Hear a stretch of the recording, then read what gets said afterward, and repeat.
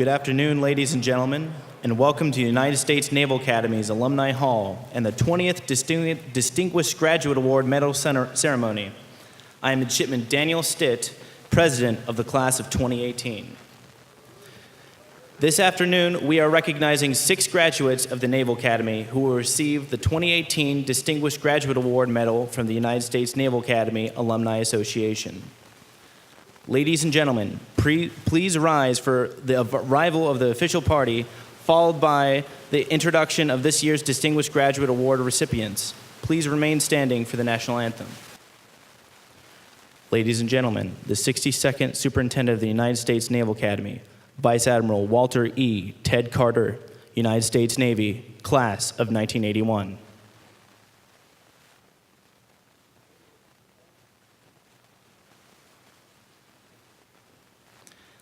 Admiral Robert J. Natter, United States Navy, retired. United States Naval Academy, Class of 1967. United States Naval Academy Alumni Association Board of Trustees Chairman.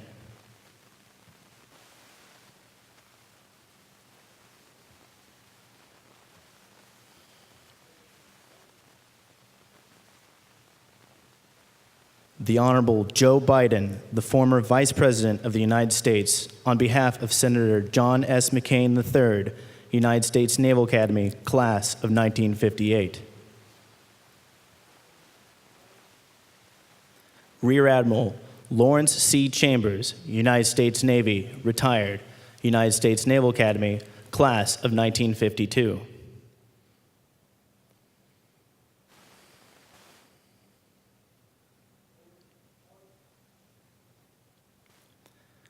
Rear Admiral James R. Hogg, United States Navy, retired, United States Naval Academy, Class of 1956.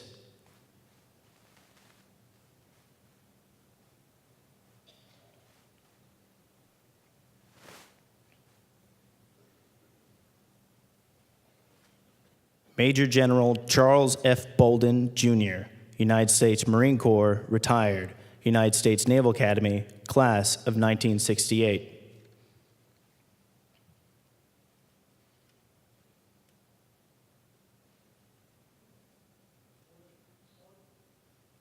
Mr. Stephen S. Reinemund, United States Naval Academy, Class of 1970.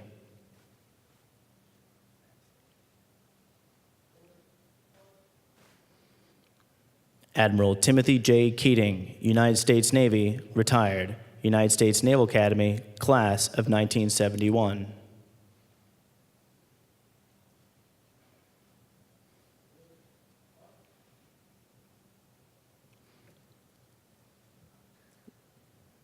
Ladies and gentlemen, please remain standing.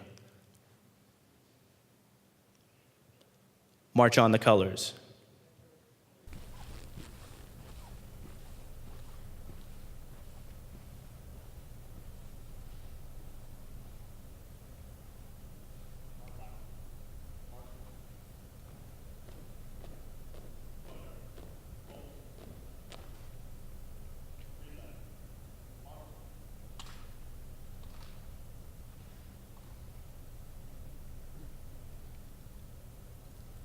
Ladies and gentlemen, our national anthem.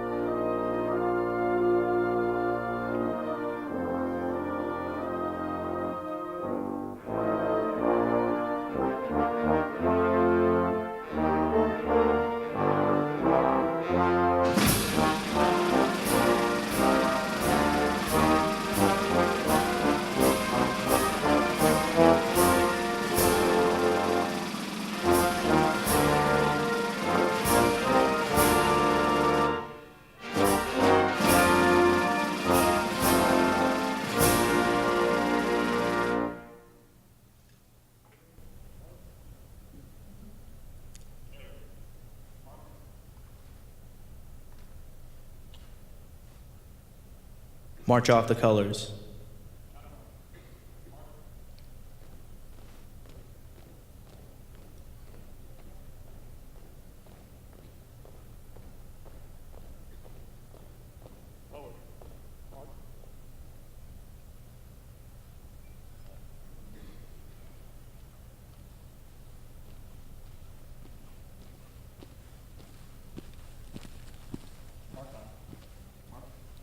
Ladies and gentlemen, please be seated. On this milestone occasion, marking the 20th anniversary of the Distinguished Graduate Award Program, we are honored to have with us 16 previous recipients of the Alumni Association's Distinguished Graduate Award. With us today are Admiral Henry Childs, Jr., United States Navy, retired, United States Naval Academy, class of 1960. Lieutenant General Terry Cooper, United States Marine Corps, retired, United States Naval Academy, class of 1958. The Honorable Daniel Cooper, United States Naval Academy, class of 1957. Captain John Crawford, Jr., United States Navy, retired, United States Naval Academy, class of 1942. The Honorable John Dalton, United States Naval Academy, class of 1964. Vice Admiral Cutler Dawson, United States Navy, retired, United States Naval Academy, class of 1970. Vice Admiral Robert Dunn, United States Navy, retired, United States Naval Academy, class of 1951. Mr. Mitch Hart, United States Naval Academy, class of 1956. Rear Admiral Thomas Lynch, United States Navy, retired, United States Naval Academy, class of 1964. Admiral Richard Meese, United States Navy, retired, United States Naval Academy, class of 1967. Rear Admiral William Miller, United States Navy, retired, United States Naval Academy, class of 1962. Admiral Michael Mullen, United States Navy, retired, United States Naval Academy, class of 1968. Admiral Joseph Brewer, United States Navy, retired, United States Naval Academy, class of 1964. The Honorable Scott Redd, United States Naval Academy, class of 1966. Vice Admiral John Ryan, United States Navy, retired, United States Naval Academy, class of 1967. Rear Admiral Robert Shoemaker, United States Navy, retired, United States Naval Academy, class of 1956.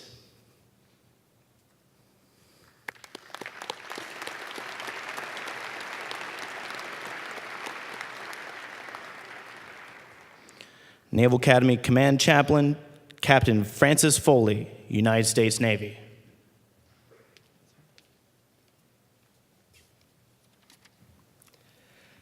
As we begin this ceremony in celebration of the actions and deeds of these remarkable, distinguished graduates, we take a few moments to remember those recipients we have lost this past year.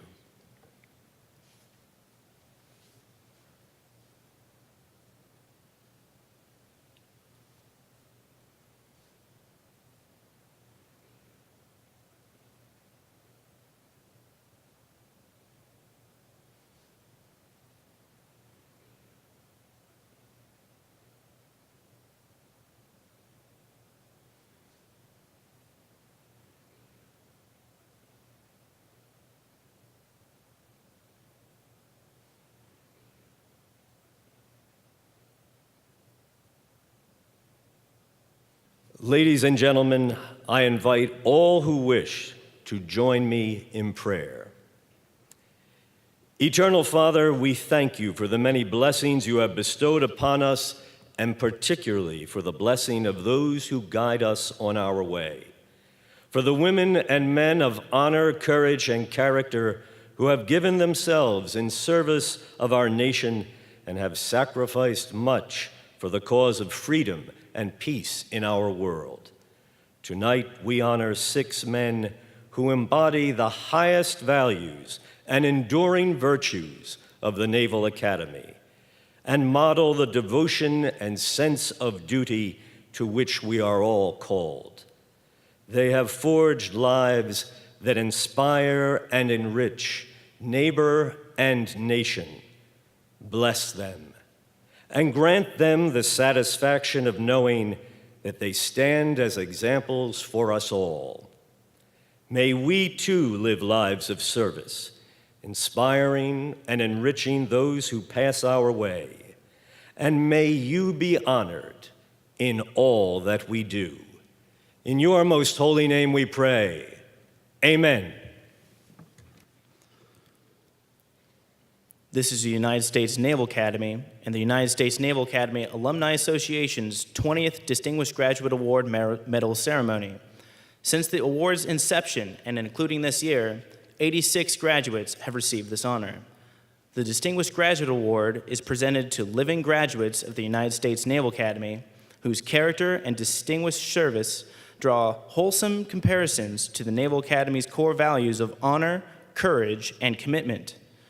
These graduates have provided a lifetime of service to our nation and our naval service and have demonstrated unwavering support for the Naval Academy. This year, the Naval Academy Alumni Association has chosen to honor 6 individuals with this award. Ladies and gentlemen, the 62nd Superintendent of the United States Naval Academy, Vice Admiral Ted Carter.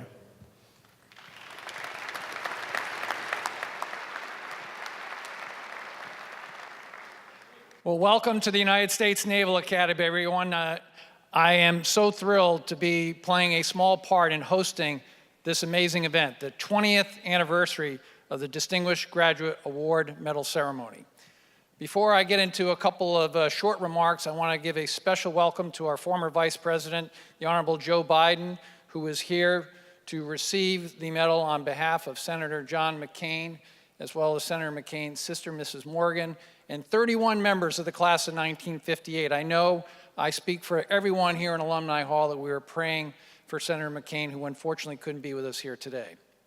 To the Brigade of Midshipmen, to the amazing list of 16 previous Distinguished Graduate awardees that we just went through the roll call, to faculty, family, friends, alumni, and most importantly, to the 2018 class of Distinguished Graduates, welcome, each and every one of you, to your United States Naval Academy. Now, this ceremony is steeped in tradition. It is a great honor to host it here. And as we listen to the stories and the deeds of this year's graduates, you'll find that there is no common path for any of them. They have served at sea, on land, in the air, and in space. They have led men and women honorably, and they represent the very best of the 172 years of the long blue line. The Naval Academy Alumni Association established this award to honor those graduates who best exemplify the mission of the United States Naval Academy in the achievement through a career of service. Now, as I look across the room at these distinguished graduates, there seems to be so much that's different about all of them, but there's also something that's common of them, and that is selfless service, service above self, service to their Marine Corps, their Navy, and certainly to their nation. Whether they were expanding human space exploration, saving the life of an entire family after a major conflict, expanding our United States strategy and policy and national security, they all have that common thread of service. But if I could pick one word that makes them all seem similar, it's that lifetime achievement for positive change for our nation is significance. Significance in what they have done, through acts small and large, significance. Now, for the Brigade of Midshipmen, we have assembled you all here today for this ceremony, and it's not a mistake. It's a unique privilege, and quite honestly, an opportunity for you to bear witness to these stories that you will see, hear, and read. Whether you are a member of the class of 2018, just weeks away from graduation and commission, or a plebe in the class of 2021, counting the days till you climb that 21-foot obelisk called Herndon to be plebes no more. You are here today to learn and to understand what this significance of service really means. And I ask that as you sit there, and you'll certainly be inspired by the stories that you will hear today, I ask that you do just one thing. I ask that you commit. You know, you're going to enter a world that is changing faster than we can keep up with. It's changing faster than any of these distinguished graduates served in. It's changing faster than when I served. So I ask that you commit, as you reflect on the stories you hear today, commit to not only your selfless service in the Navy and the Marine Corps, commit to a lifetime of significance to that positive change for our nation. To the class of 2018 distinguished graduates, Rear Admiral Larry Chambers, class of 1952, Admiral Jim Hogg, class of 1956, Senator John McCain, class of 1958, Major General Charlie Bolden, class of 1968, Mr. Steve Reinemund, the class of 1970, and Admiral Tim Keating, the class of 1971. May I be the first to say congratulations to each and every one of you, your families, and your classmates. Thank you for all you have done for our nation, and welcome back to your United States Naval Academy. Thank you all very, very much.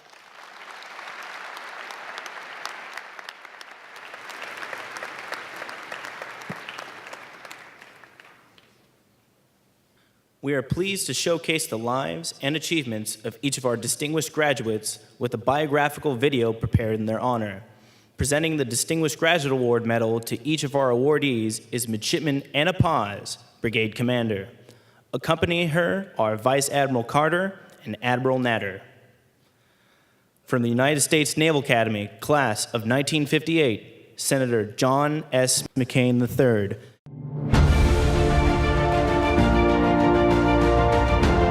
John S. McCain III was born on August 29, 1936, at the Coco Solo Naval Air Station in Panama. He is the second of three children born to Roberta and John McCain Jr., a naval officer in the submarine service at the time. John's grandfather and father were graduates of the Naval Academy classes of 1906 and 1931. They both became four-star admirals and notable naval leaders. With this lineage of service, it was inevitable that John would enter the Naval Academy. As a midshipman, John was involved in brigade boxing and wrestling. His maverick reputation first took place at the Academy, where he became better known for his disciplinary scrapes than his academic achievements. Even so, he had many friends and exhibited strong leadership with loyalty to the Academy and our nation. The lucky bag noted John, better known as Navy's John Wayne, was always reputed to be one of our most colorful characters.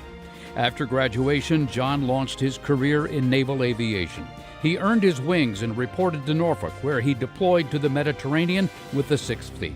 During the Cuban Missile Crisis, John served aboard the USS Enterprise to help enforce the U.S. blockade. In 1967, he reported to USS Forrestal as a newly trained A-4E Skyhawk pilot. During a deployment in Vietnam, John narrowly escaped death on the Forrestal when a Zuni rocket accidentally fired across the flight deck, resulting in a raging fire. With his aircraft in flames, John escaped and helped another pilot as a bomb exploded, and he was struck with several bits of shrapnel. As the Forrestal returned home, John volunteered to fly with a squadron on the USS Oriskany. He chose the most dangerous missions, leading his section through heavy enemy fire. While on his 23rd bombing mission, John was shot down and captured by the North Vietnamese. He sustained serious injuries to his arms and legs when he ejected from his aircraft. After 2 years of confinement, the North Vietnamese offered to release him when his father assumed command of all U.S. forces in Vietnam. John refused repatriation unless every man captured before him was also released. As a result, he was subjected to brutal torture and incurred numerous injuries. John was a prisoner of war for a total of 5.5 years until his release in March 1973. He continued serving in the Navy, assuming command of VA-174, then serving at the Senate Liaison Office, where he worked his way up to director. John retired from the Navy as a captain in April 1981. Shortly after, he began his political career in Arizona and was elected to the U.S. Congress as a Republican representative. After 2 terms in the House, he was elected to the Senate in 1986, replacing the prominent Senator Barry Goldwater, and has served multiple terms since. In the Senate, John is well respected by his colleagues for his honesty, hard work, and willingness to challenge party orthodoxy. He has been an effective and tireless advocate for a strong military as chairman of the Senate Armed Services Committee. He has also been a clear and consistent champion of human rights and an opponent of authoritarianism. John also serves on the Committee on Indian Affairs and Homeland Security and Government Affairs. John was the Republican nominee for president in 2008. He has authored 6 books, including Faith of My Fathers, the story of his family's military history and his own experiences as a POW.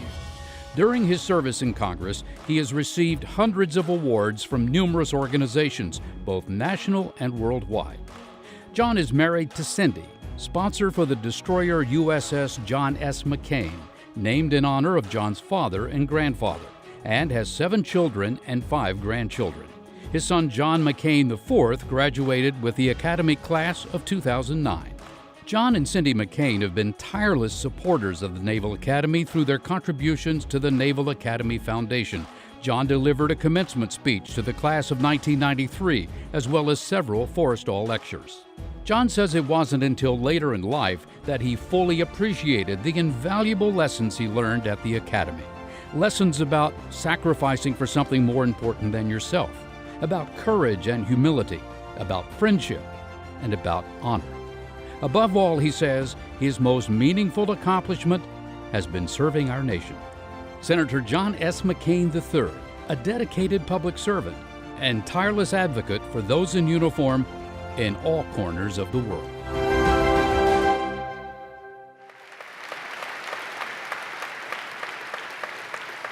Accepting the award for Senator McCain is his longtime colleague and friend, the Honorable Joe Biden, former Vice President of the United States.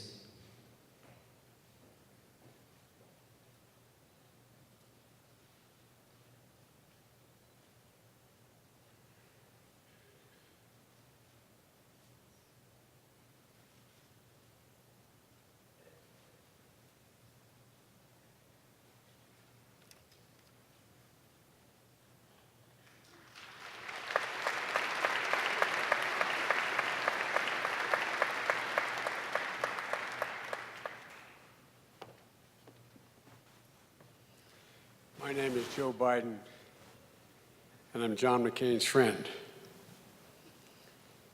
I want to thank you all and thank John for affording me the incredible honor of accepting this award on his behalf. I often get asked, after 8 years as Vice President, what are the proudest and most meaningful moments I had? 2 of them were being able to be the commencement speaker at 2 of your graduations, as well as at West Point and the Air Force Academy. You are an incredible group of young women and men. And the nation looks to you. And they hope that you emulate the conduct of the men being honored here today. All of you who know John, particularly Sister Sandy, who's here, knows how badly, and I mean badly, John wanted to be back home today, home meaning the Academy, to accept this award. For this award means more to John than words can say. This place of honor, duty, service, tradition, is where John's heart resides. John and my colleagues in the Senate always used to kid me about always quoting Irish poets, Super. They think I do it because I'm Irish. That's not the reason. I do it because they're the best poets in the world. One of the famous Irish poets said, "When I die, Dublin will be written on my heart." When John dies, the Academy will be written on his. He genuinely wishes he could have been here.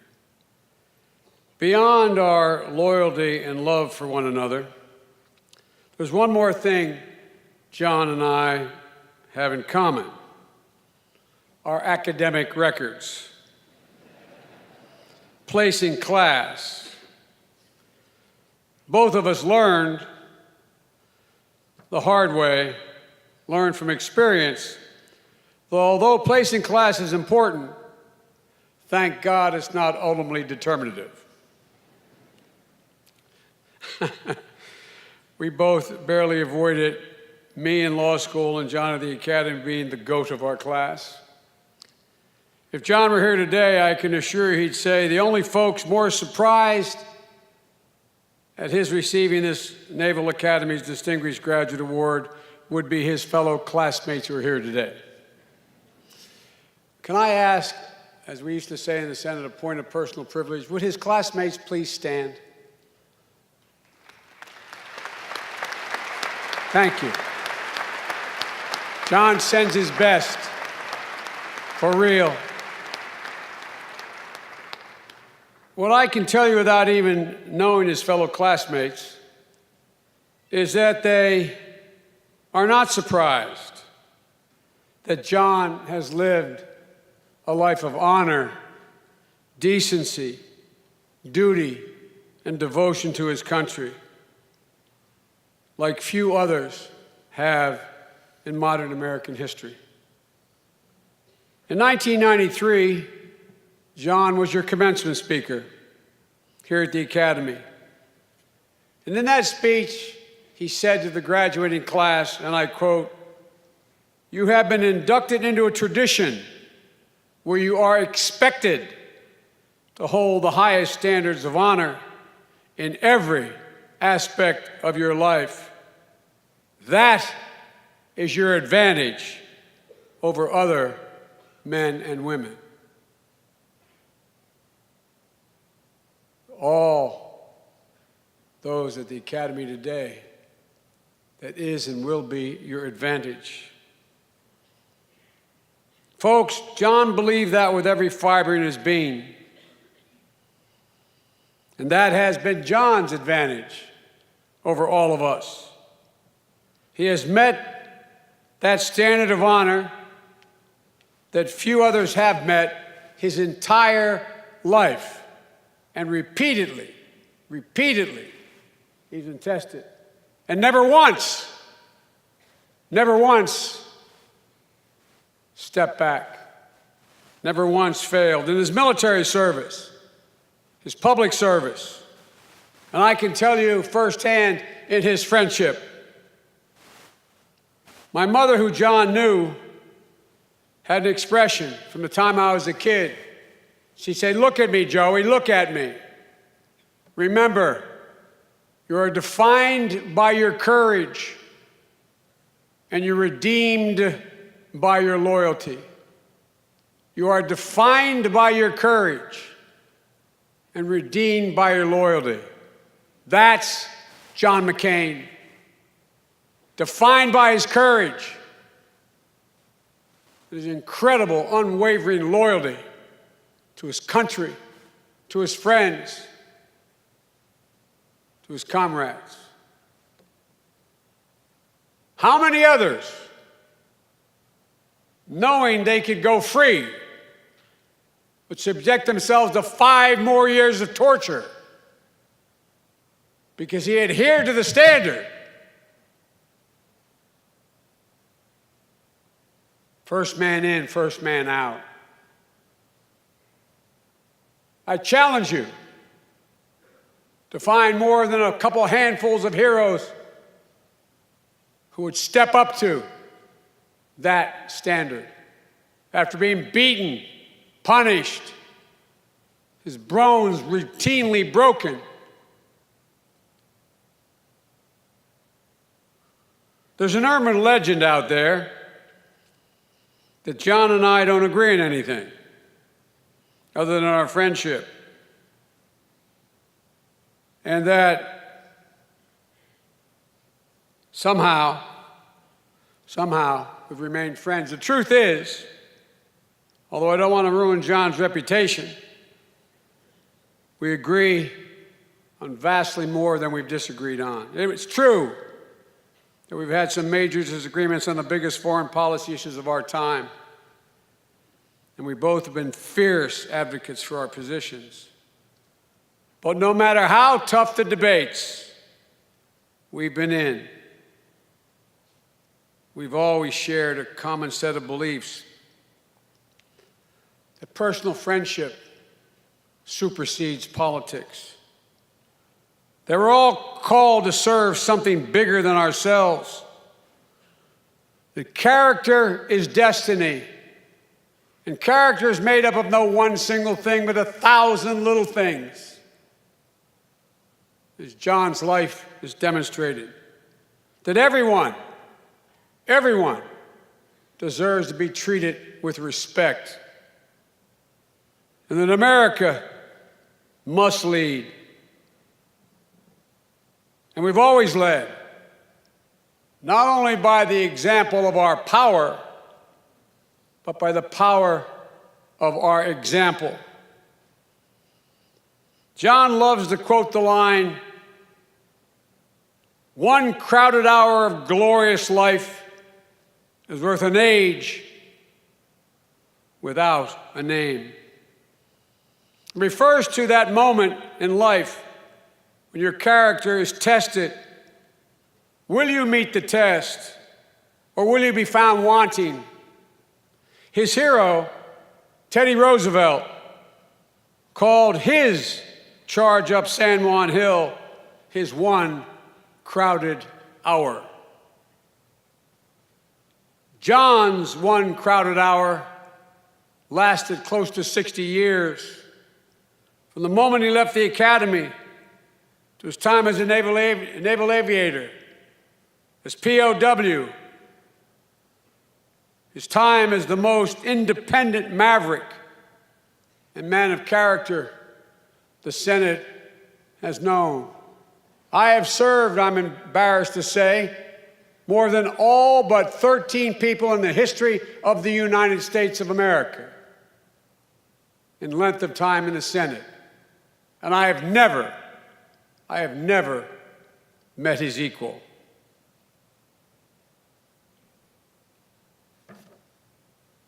In every single hour, John met the test.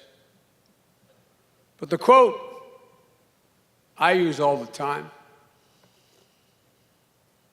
I love to quote, is John McCain's quote when he said, "Courage is not the absence of fear, but the capacity to act despite our fears." Courage is not the absence of fear, but the capacity to act despite our fears. My God, that's John McCain. John has endured a great deal of pain and challenge in his life. Ernest Hemingway could have had John in mind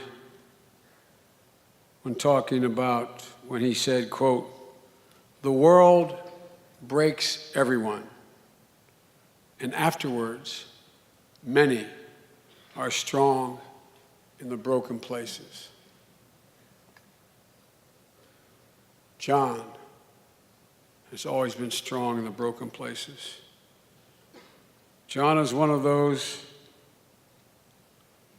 who, after enduring the worst of what man can do to fellow man in terms of torture, after fighting and continuing to fight the ugliest disease known to man, the same disease that took my son, Major Bo Biden,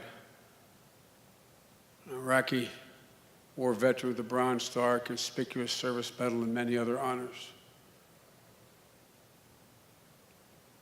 Like my Bo, John has never bent, never bowed, never, ever yielded. and he's never given up hope. As John's sister can tell you, everything's going to be okay, Joe. I'm fine. It's going to be good. Like every time I'd ask my son, he'd say, never better, Dad. The Academy is conferring on John today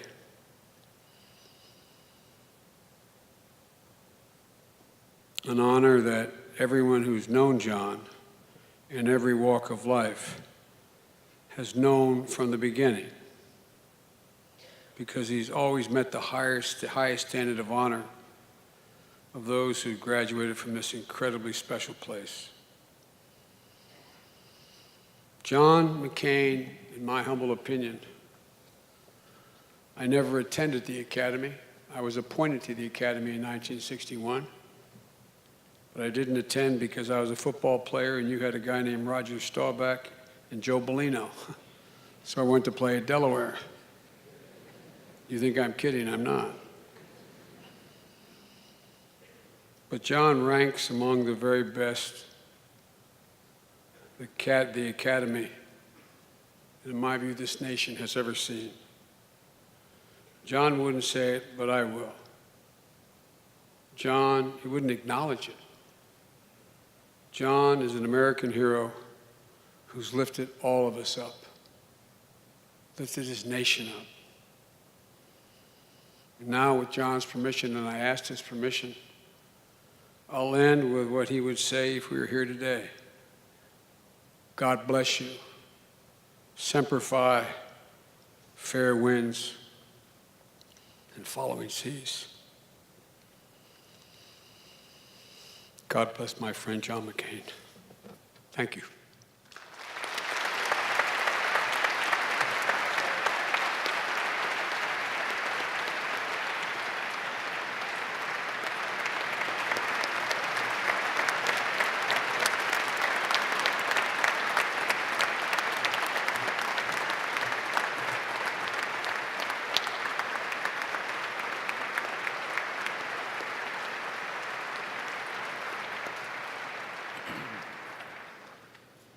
From the United States Naval Academy, Class of 1952, Rear Admiral Lawrence C. Chambers, United States Navy, retired.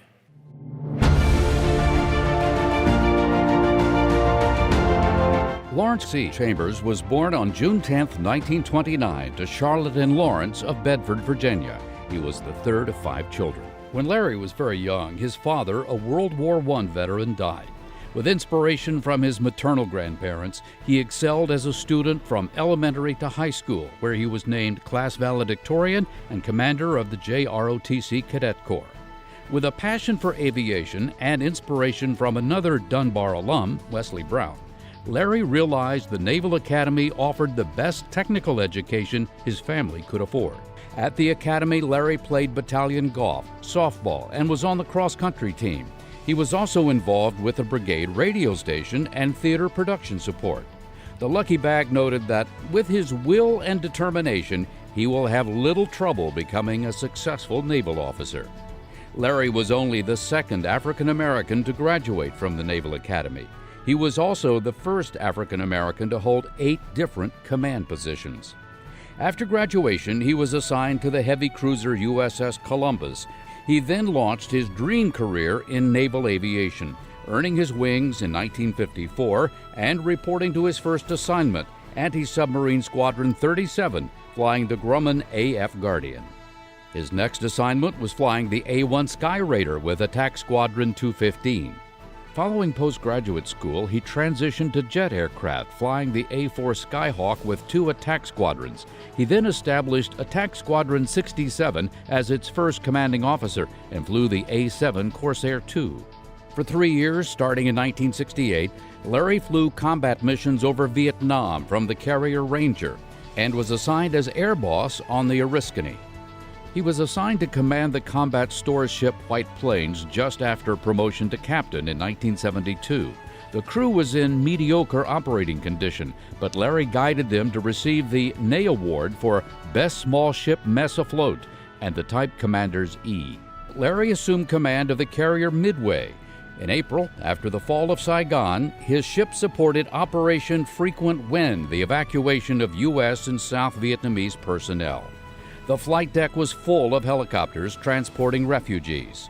Major Bung Lee, an experienced South Vietnamese pilot with his wife and 5 children in a 2-seater aircraft, dropped a note requesting the carrier make room for him to land. In addition to other preparations, Larry ordered a number of helicopters pushed overboard to clear the way for the small aircraft, which then landed safely aboard the Midway to the widespread cheers of the crew. In 1977, he became the first African-American Naval Academy graduate promoted to Rear Admiral.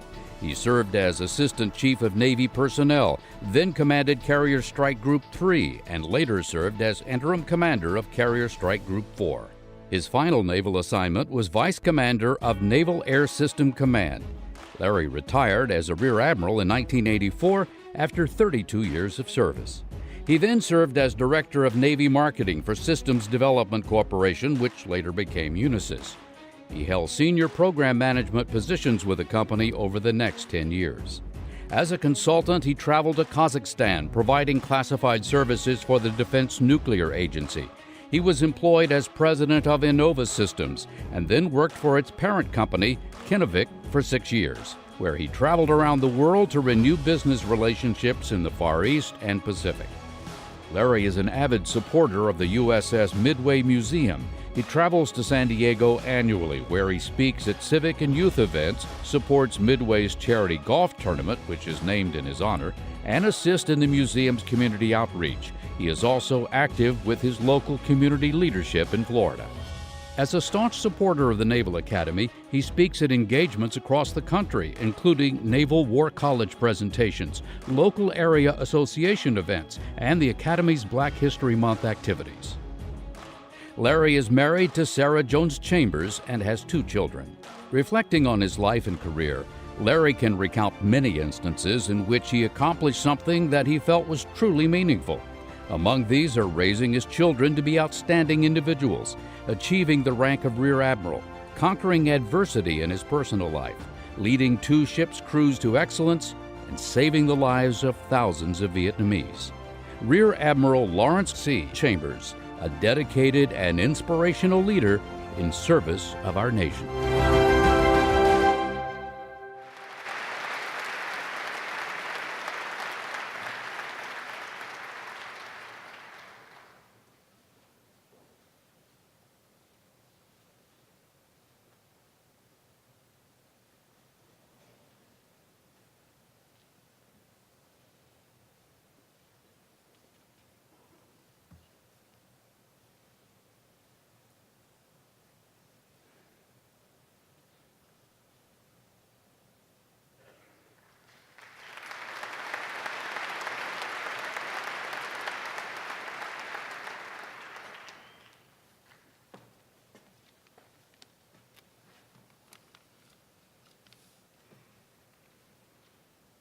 Admiral Natter, Admiral Carter. I have a little prepared speech, but I'm going to start off and tell you, all my life I always dreaded following great speakers.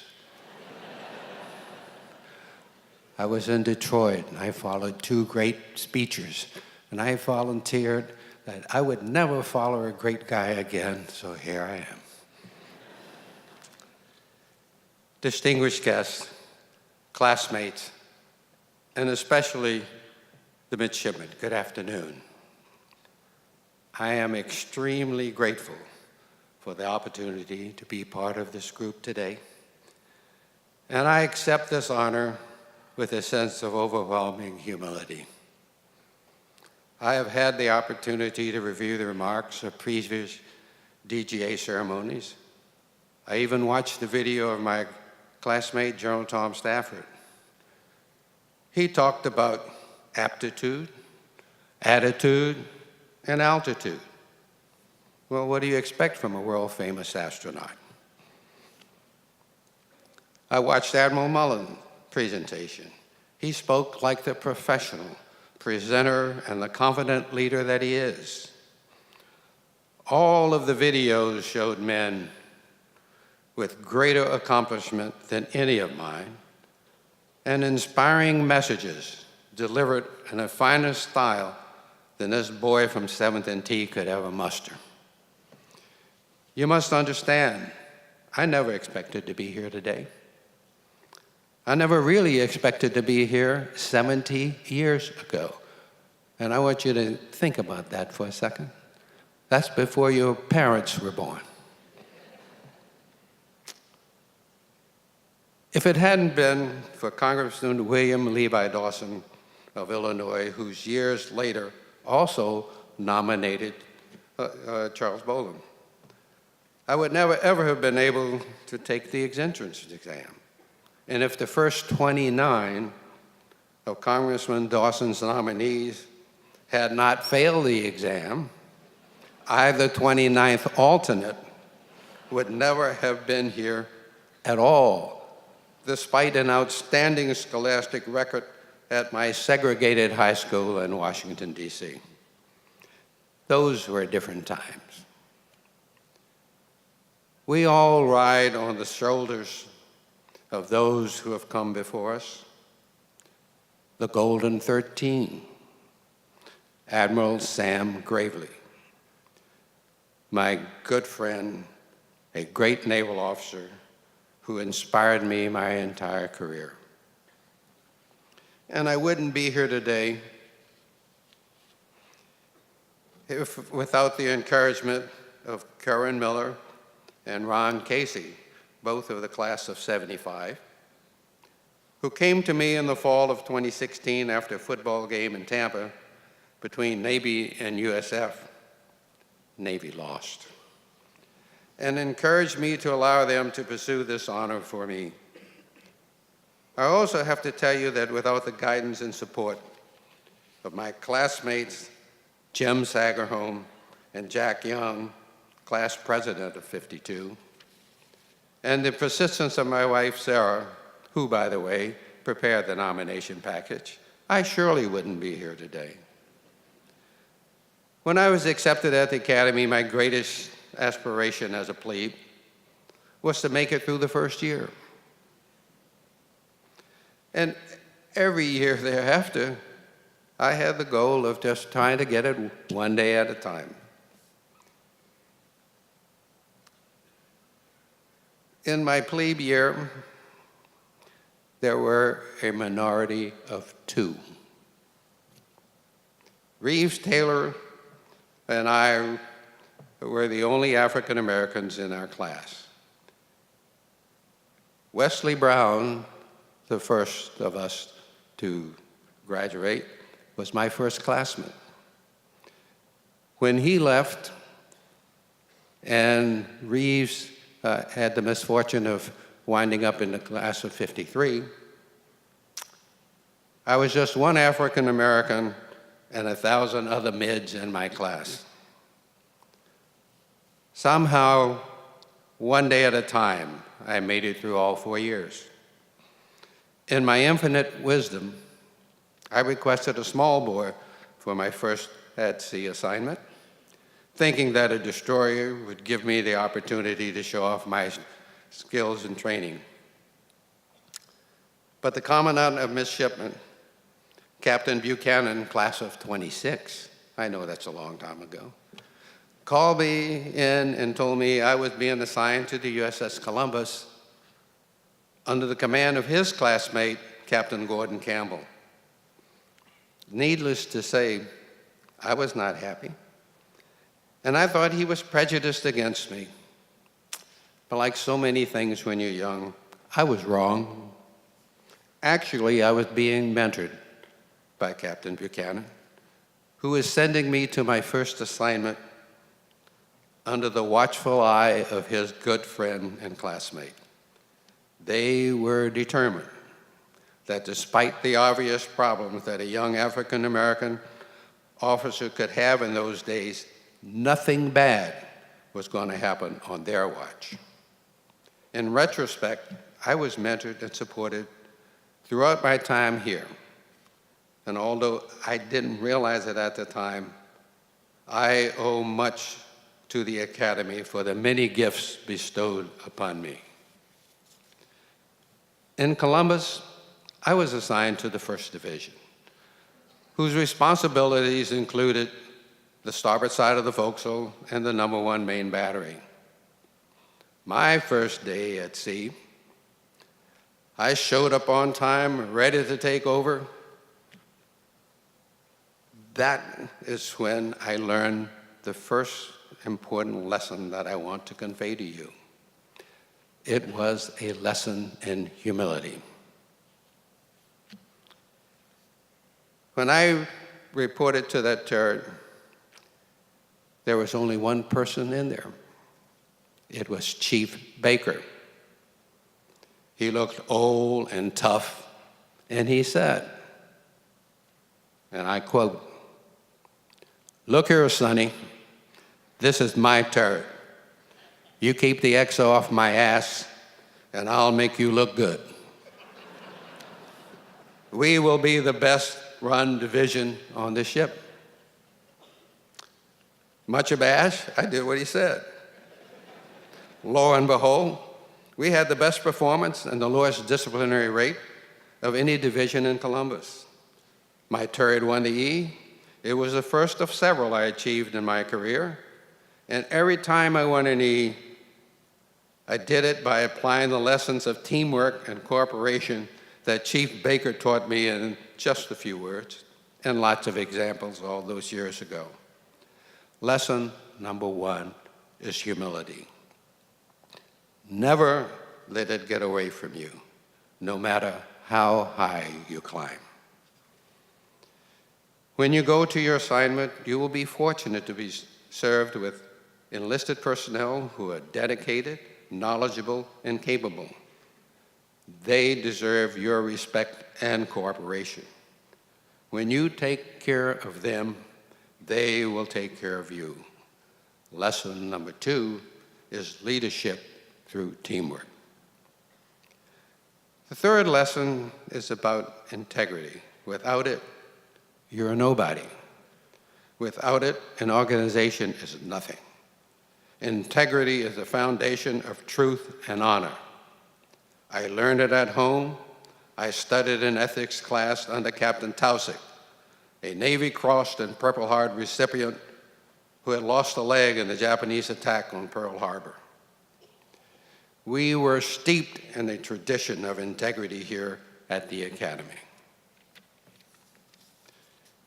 Years later, when faced with the choice of having the Navy's shortest command tour as a carrier skipper, after defying an admiral's order to let that Cessna ditch in the South China Sea, I remembered my ethics training from Captain Joe Tausig, and I gave the order to make a ready deck. All hands not on watch, including the Air Wing JOs, the Marines, and the snipes leaped into action to help the boss make a ready deck. It was obviously the right thing to do. As more and more helos went over the side, I thought, they may court-martial me for disobeying orders and for the destruction of government property, but not for letting women and children drown. That event occurred in the midst of the chaos of the evacuation of Saigon in the closing days of the Vietnam War. Moments after that bird dog landed, I went on to the next crisis and to give that much thought for years. Now, more than 40 years later, that one ethical decision seems to be the thing I am best known for. Much to my surprise, that story is found in a number of places on the internet.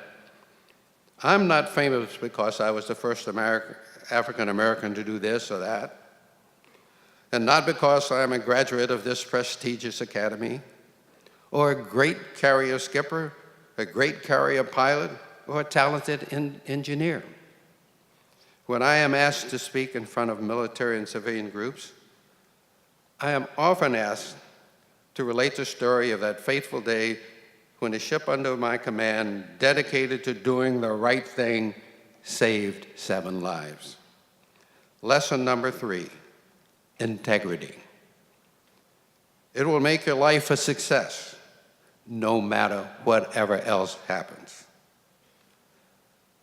Now, just like all the men up here, I could tell sea stories all day long, but I notice Sarah is giving me the look, and I know what the hell that means. It's time to thank you for your attention and to sit down and let those young fellows over there have a turn. Thank you very much.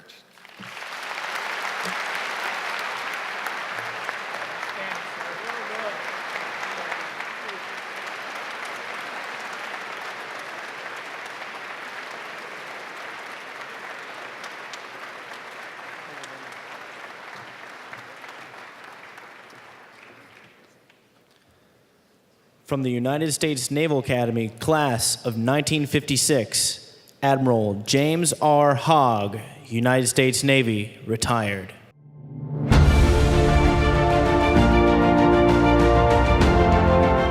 James R. Hogg was born on November 23, 1934, in Annapolis, Maryland, to James and Mary Jane Hogg. He was raised with his sisters Margaret and Marilee and brother Dave. His father commanded a destroyer in the Pacific during World War II. At the age of 10, this inspired Jim's unwavering desire to join the Navy and one day command a destroyer.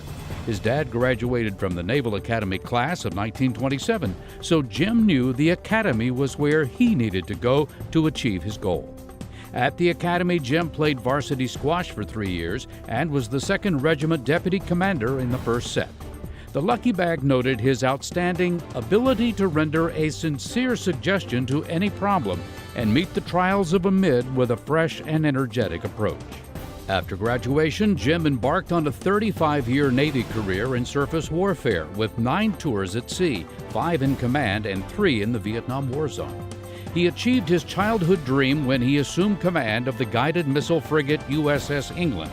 His ship and crew intercepted numerous North Vietnamese supply vessels and assisted in the rescue of downed pilots. He simultaneously commanded Destroyer Squadron 31 for 4 months. He then served as the executive assistant to the Chief of Naval Personnel for 3 years prior to his selection as the commander of Destroyer Squadron 7 in the Pacific. For his first flag assignment, he served as Director of Navy Personnel Policy, where he was the architect of the Navy's pay, benefits, and retention revival in 1979 through 1982. This was the largest improvement in pay, benefits, and quality of life issues in over 3 decades. His next assignment was Commander of Cruiser Destroyer Group 1. After 6 months, the group deployed and he served as Commander of Task Force 75. 3 months later, during tense Cold War operations, he was assigned as Commander 7th Fleet, the giant armada guarding the vast Western Pacific against Soviet incursions. His responsibilities included strengthening operational relations with the 21 friendly nations of the Pacific Rim. His leadership was highly praised and rewarded by Korea and Japan. Jim's final active duty assignment was as the U.S. representative to the NATO Military Committee. This occurred during significant changes in Europe and the world. The Warsaw Pact had collapsed, which brought an end to the Cold War. Jim retired from the Navy as an admiral in 1991. After 4 years as president of the National Security Industrial Association, Jim returned to the Navy as the civilian director of the Chief of Naval Operations Strategic Studies Group, where he continued to serve for 18 years. He was instrumental in transforming studies of maritime strategy to a research center that generated revolutionary warfighting concepts for the Navy's future. These concepts are a key focus in current naval strategies. They include the all-electric ship, electromagnetic railgun, electromagnetic maneuver warfare, directed energy weapons, unmanned systems, and cyber warfare. Jim also worked closely with over 700 officers and scientists in their professional and personal development. In honor of his achievements, several facilities have been named after him, including the Future Forces Gallery of the Naval War College and the firing line at the Navy's Railgun Development Center at Dahlgren, Virginia. In addition, IEEE has awarded him the Dr. Harry Fair Medal for outstanding contribution to railgun development. Jim appreciates the Naval Academy's positive impact on his life He has served on boards and committees supporting academic, athletics, scholarships, and cyber warfare, was a trustee at large for the Naval Academy Alumni Association, has directly addressed the Brigade of Midshipmen, and has been a foundation trustee since 1993. He has also served as the chairman of the board for the Surface Navy Association since 1994, when he relieved Admiral Arleigh Burke. Jim and his wife Ann reside in Portsmouth, Rhode Island. They have 4 children and 4 grandchildren. Jim has a deep love for the sea and says his service in the Navy has been more meaningful to him than any other pursuit could possibly offer. He adds that his most significant work was the overhaul of pay and benefits in the early 80s. Operationally, command of the 7th Fleet at the peak of the Cold War was his most meaningful assignment. Admiral James R. Hogg, an innovative leader with a lifelong devotion to the Navy and our country.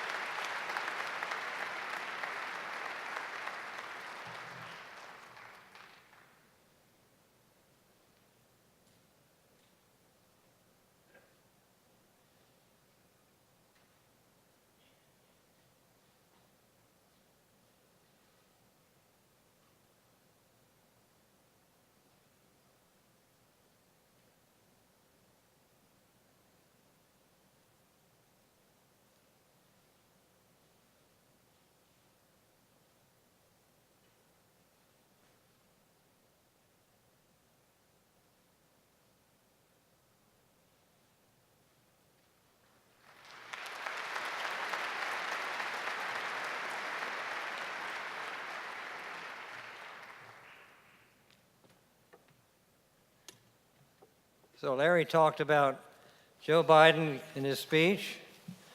I just have decided that Joe's going to do my eulogy someday.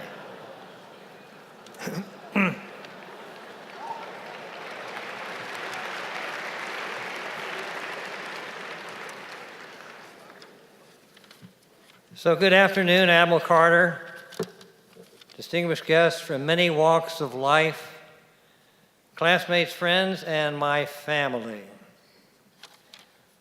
With a special good afternoon to all of you midshipmen to whom my comments are intended. My first serious recollection of the Naval Academy, actually being here as a midshipman, was the swearing-in ceremony.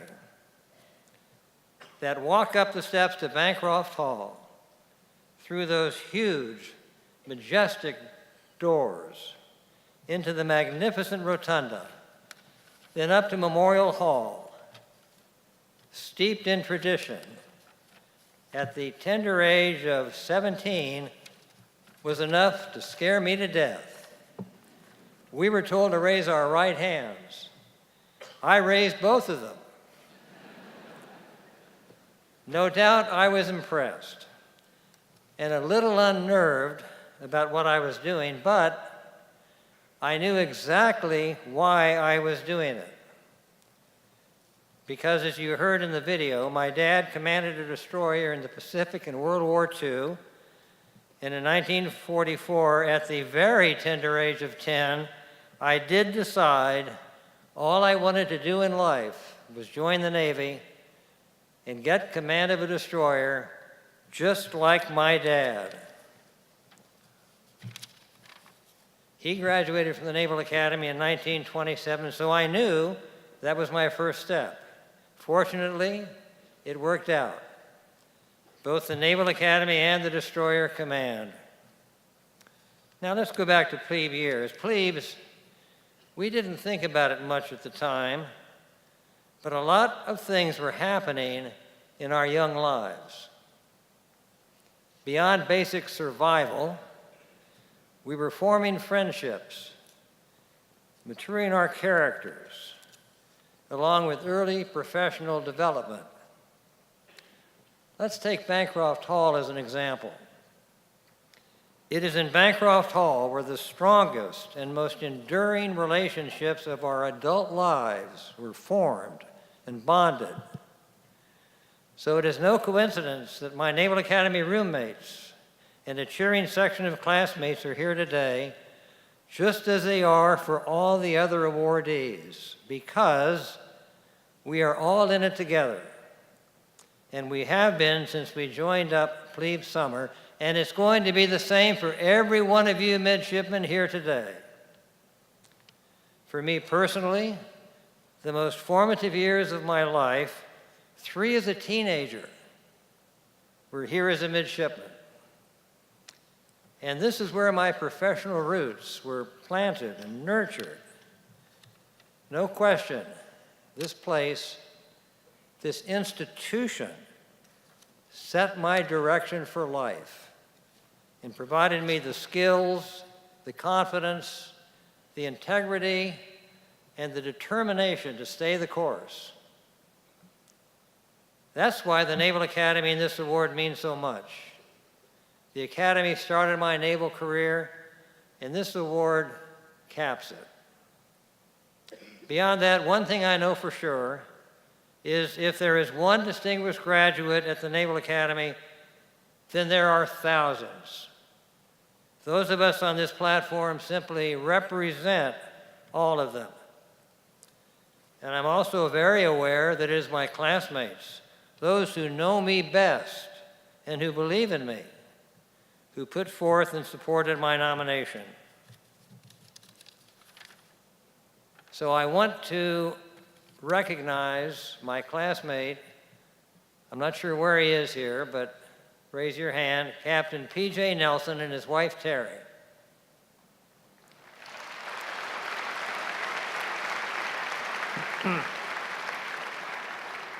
As the couple who sparked the initiative and pursued it the first year, it was during our 55th reunion.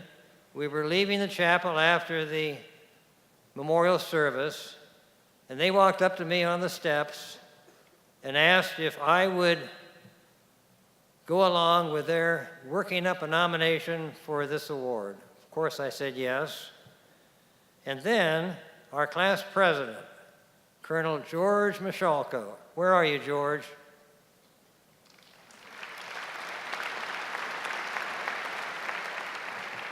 Became deeply involved and carried the nomination forward, always supported and encouraged by his beautiful wife, Barbara.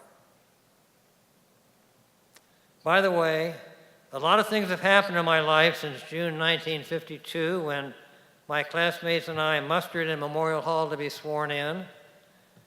But the one I would never have imagined, even if it existed back then, would have been the thought that one day I would be speaking to you, the Brigade of Midshipmen, as a distinguished guest, distinguished graduate, not a chance. I expect you're thinking the same thing. So stand by. Over the next 40 to 60 years, it took me 62. It took Larry Chambers 66.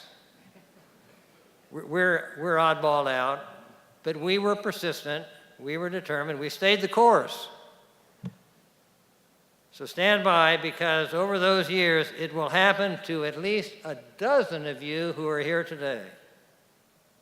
That's just a statistic. It's going to happen. And I wish you well as you pursue it, as you pursue your careers, because it doesn't happen. The military builds your career and it happens. I'm really honored and I'm humbled by this award, which is an incredible way to complete my career. I thank the Naval Academy, and I thank my classmates most genuinely, the great class of 1956. Would you please stand up?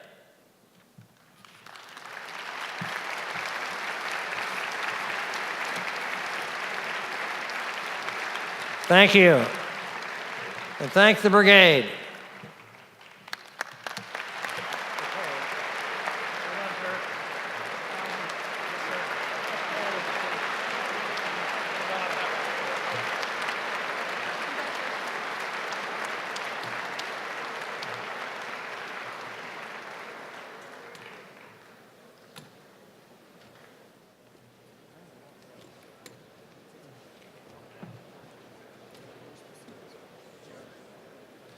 From the United States Naval Academy, Class of 1968, Major General Charles F. Bolden, Jr., United States Marine Corps, retired.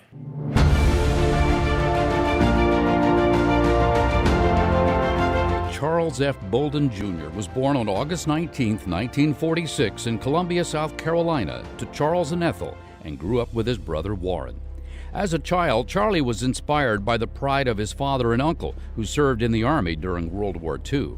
In 7th grade, he saw Men of Annapolis on TV and decided that he wanted to attend the Naval Academy.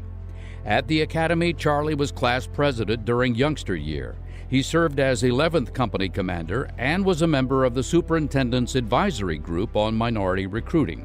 He also sang in the Glee Club and choir and participated in brigade boxing. The Lucky Bag noted that Charlie brought with him a never-ending supply of confidence and humor that earned him the respect and admiration of all who met him. After graduation, Charlie began an impressive aviation career as a Marine Corps officer.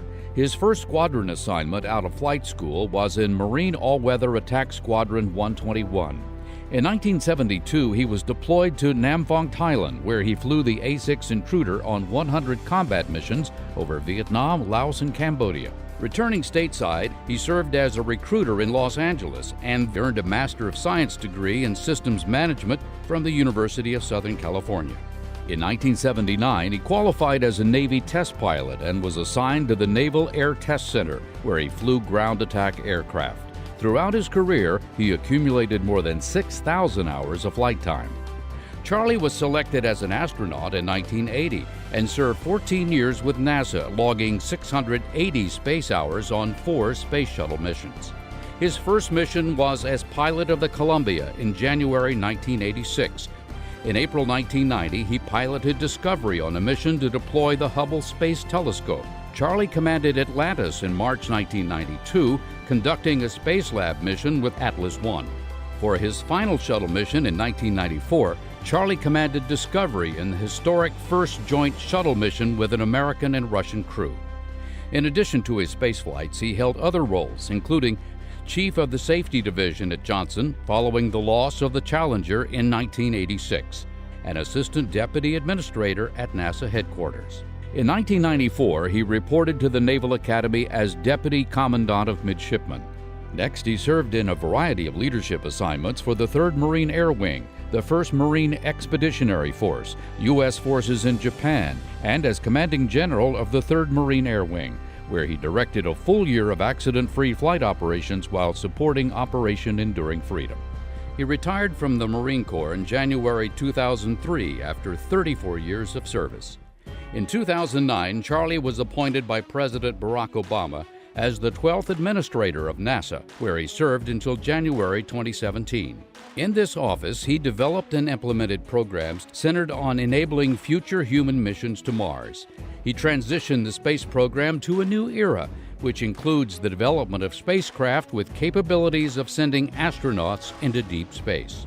He also fostered support and collaboration with the private sector for commercial cargo resupply missions to the International Space Station. During his tenure, the Juno spacecraft was sent to Jupiter, the Curiosity rover landed on Mars, and development of the James Webb Space Telescope began.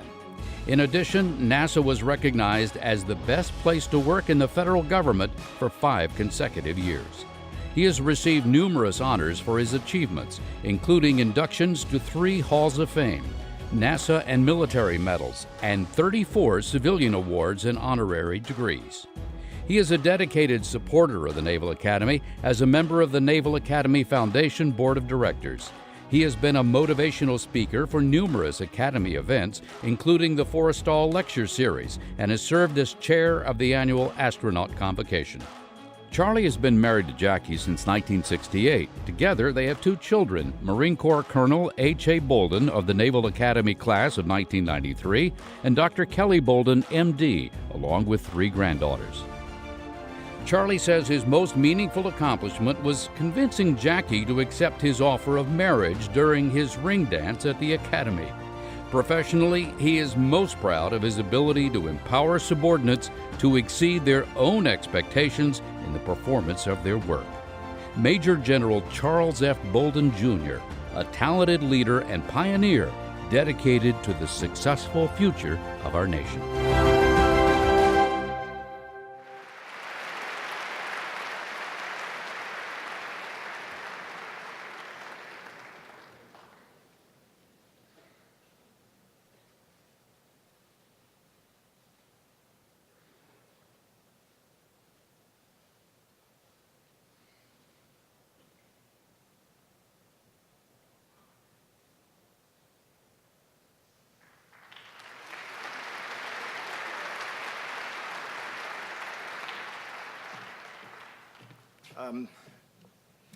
To all of the honored guests here, all of the distinguished guests, to my fellow honorees, it's already been said by everyone who's spoken so far.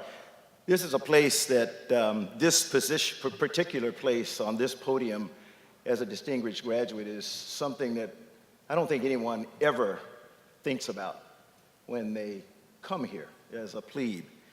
And I would say that most of us never think about it at any time after we leave the service. So for me, it was a shock, actually, to get a call from Admiral Natter, and I think he'll tell you I was a little bit speechless.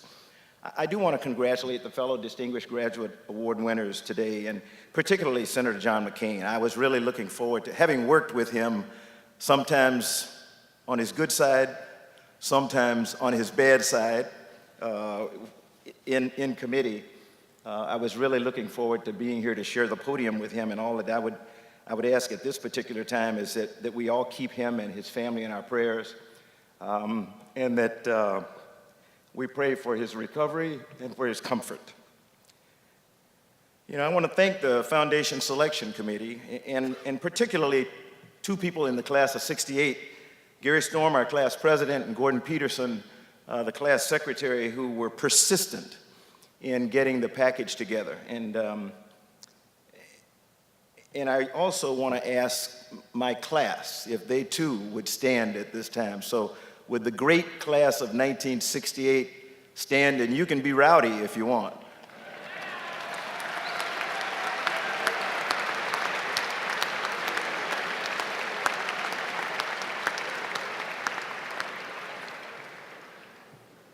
I'm going to ask one more person to stand, and I know this is unusual, but because we're all about trying to bring people to this great institution, there's a young man here with Gordy Peterson, I hope, by the name of Connor Pate from Oakland, California.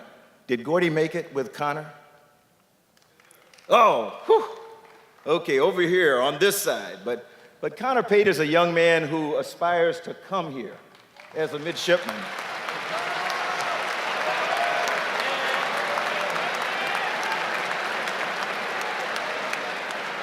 Now, I hope I'm not jinxing you, Connor, but if you can't tell, he's a young high school student. How tall is he now? About 6'5" or something like that. So, you know, we might find a place for him. There's some other people I want to thank. I want to thank my incredible family. They're seated up in there right over from Connor, my three beautiful granddaughters, my daughter and son and daughter-in-law, and down here, that person that I say the best thing that ever happened in my life was convincing her to accept my miniature and say she would marry me at our ring dance way long time ago, who is right down there on the floor, Jackie. She's trying to figure out who I'm talking about, I think. And I also want to take a moment just to thank the people who made it possible for us to be here. Noreen, Freeney, Ann McConnell, and their teams. They have just worked tirelessly to get all of us and our families here, and I really want to express my appreciation to them. You know, my story has already been related about my attraction to the Naval Academy, looking at Men of Annapolis on television. Back then, there was Men of Annapolis, West Point Story, Navy Log, you name it. Lots of stories about the military. My father and my uncles were typical of the greatest generation. They served in the Army. My mom and dad went to Johnson C. Smith University in Charlotte, North Carolina, and graduated in a class of 40. both came back to Columbia, South Carolina, and started teaching. And a year later, my father was drafted and went into the Army in 1941, came home in 45 when the war ended. And that's the way it happened back then. But never talked about it. So I had nothing as a guide when I decided that I wanted to come to the Naval Academy, but I came nonetheless. And after working really hard to get here, that's another story that I won't tell, but I did not realize that Larry Chambers and I were both appointed to the Naval Academy by Congressman William Dawson, both for very similar reasons. I from South Carolina and him from Virginia. But after coming here, after wanting to be here since the age of 12, I arrived and I hated it. Mike Mullen, you're laughing.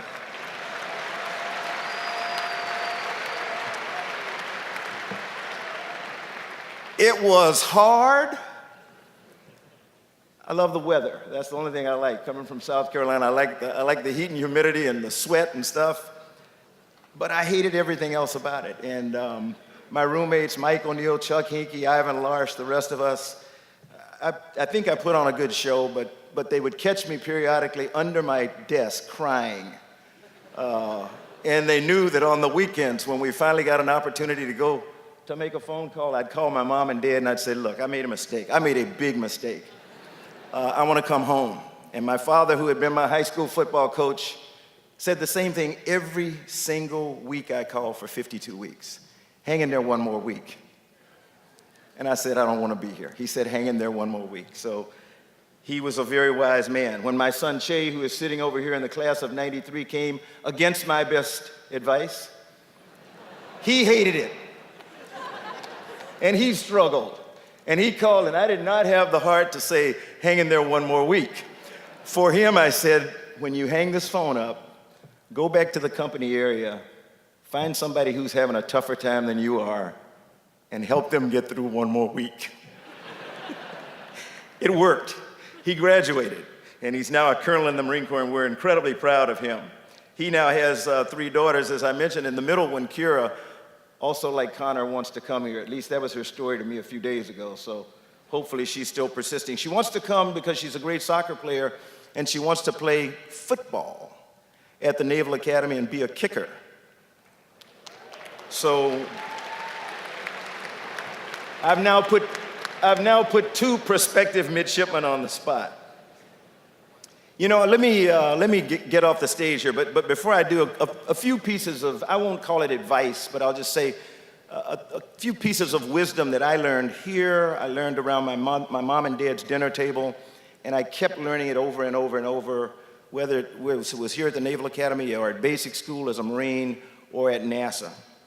And one of them would be, listen to the chief and listen to the gunny. We made one incredible decision. I see Admiral Tom Lynch sitting down there, and I thank him for bringing me back to the Naval Academy. He called me when I was in training for my last space shuttle mission, and he said, hey, Charlie, this is Tom Lynch. I'm kind of paraphrasing, I think. And he asked me a question that my wife had asked me a few weeks earlier. He said, what are you going to do when you grow up? And I said, Admiral, I really hadn't thought about that, but it's ironic you asked me that question because my wife and family asked me the same thing. I said, you got anything in mind?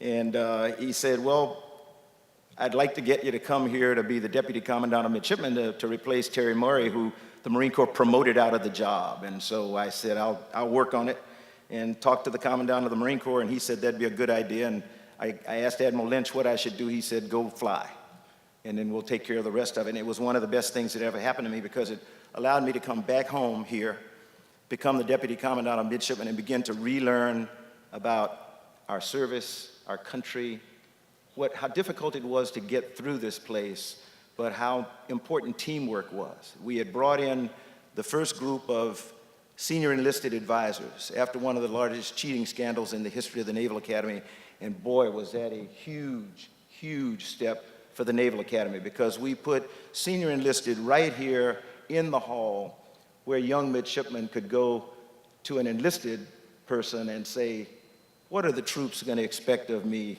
on my first day on the ship? Or what are the Marines going to expect of me on my first day in the field? And that was something that I think we will look back on, and it will be one of the greatest things we ever did here.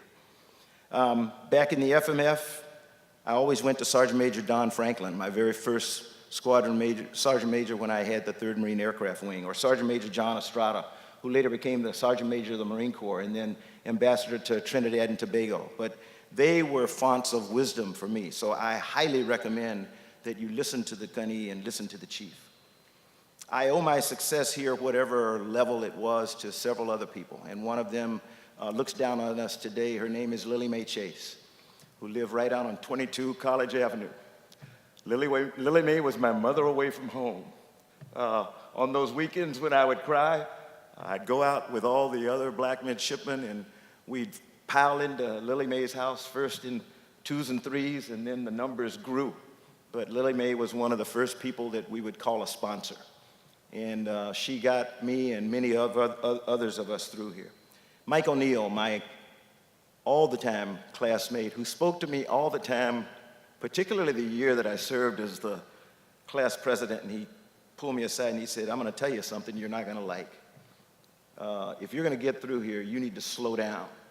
You can't do everything. You can't be everywhere. You got to study. You got to do other stuff. And truer words were never spoken, and I remember that to this day. My 3 buddies, the other 3 black midshipmen in the class of 1968, the late Buddy Clark, my best man, Frank Simmons, and Gil Lucas. We kind of trudged through here together. We started out as 7. At the end of plebe year, we were down to 4, and the 4 of us stayed together and were dear friends until we lost Buddy a couple of years ago. I was inspired by Ron McNitt, and this is the last thing I'll tell you. I never dreamed of being where I am today, not about being a distinguished graduate. I never dreamed of flying airplanes. I never dreamed of going to space. I never dreamed of any of that stuff. In fact, there were 2 things I was not going to do when I came to the Naval Academy from C.A. Johnson High School. I was not going to be a Marine because I thought they were crazy. And I was not going to fly airplanes because that was inherently dangerous. But the members of the class of 1968, particularly the 11th Company Tigers, will remember we had a person come into our lives. That's right. And oh, by the way, our links, the class of 2018, we're celebrating with you. But we had a company officer, Major John Riley Love, and for some of us who hated him, some of us loved him. 4 years later, when it was time for me to graduate, I looked back and I said, I know what I said, but I want to be like him. So my last piece of advice to all of you, young midshipmen, plebes all the way up to first class, somebody is watching you today, and people will watch you every day of your life in the fleet or in the FMF or in business. And hopefully somebody will look and decide, I want to be like him, or I want to be like her. If you live the life that you were taught when you were here at the Naval Academy and you take it to heart and you live honor, courage, and commitment, that will happen time and time again. So thank you very much for this incredible honor. To the Brigade of Midshipmen, some of you have heard me say this before. I won't tell the story, but I'll leave you with the words of a young South African boy by the name of Nkosi Johnson, who died at the young age of 12 from AIDS, but inspired the world in his battle to live and make the world better when he said, do all you can with what you have, in the time that you have, in the place that you are. God bless all of you. God bless the Naval Academy and the United States of America. Thank you.